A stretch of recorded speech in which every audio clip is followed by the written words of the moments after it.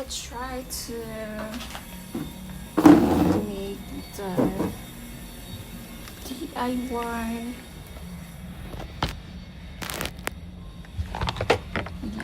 hair care. Ano?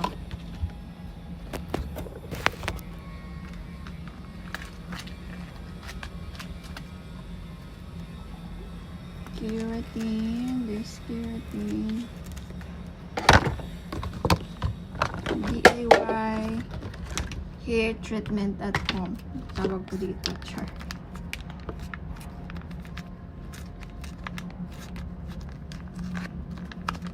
So, it's so boring. Nakakatamad lumabas kasi ulan.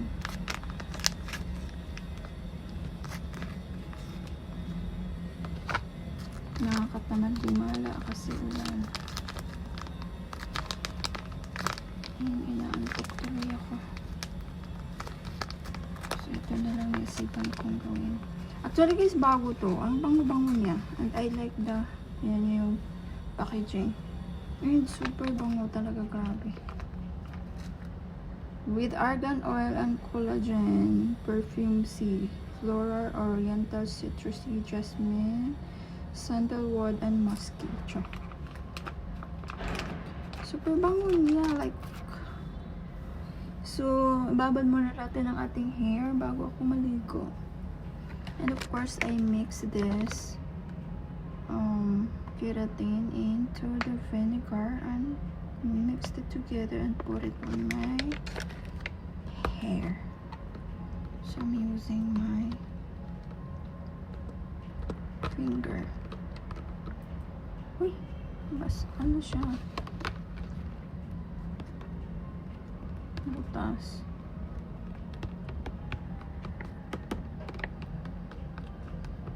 So, I'm using, so, parang kumunti siya kung napapansin niyo. So, put on my hair. Babad ko muna siya ng mga ilang minutes, 10 minutes sa aking hair bago ko siya banlawan. Kasi para mabuhay yung patay kong buhok. Kasi yung buhok ko, it's so damaged na, paulit-ulit na na-damage, and ayoko munang pasalon. Ako muna mag-tsaga treatment.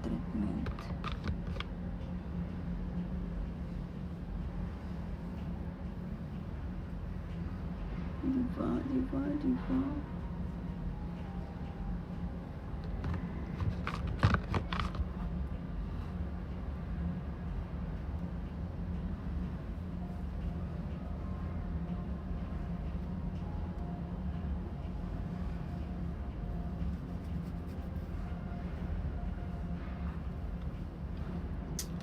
Dami-dami kong wig na binili, so yan lang muna gamitin ko. Kunwari, gusto ko nang mag-long hair, gumala ako.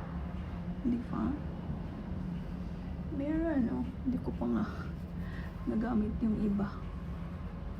In-order ko sa Shein. Mahal pa naman isa niyan, kalukas, so kailangan ko silang gamitin. Ano natin sa irin? Sayang naman.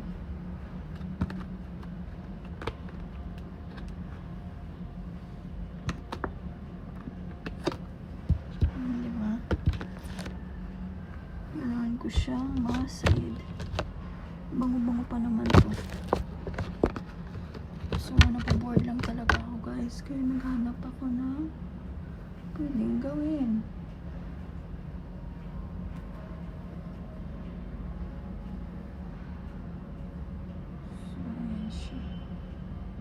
Babal muna natin ang ating hair ng mga ilang minutes lang, and then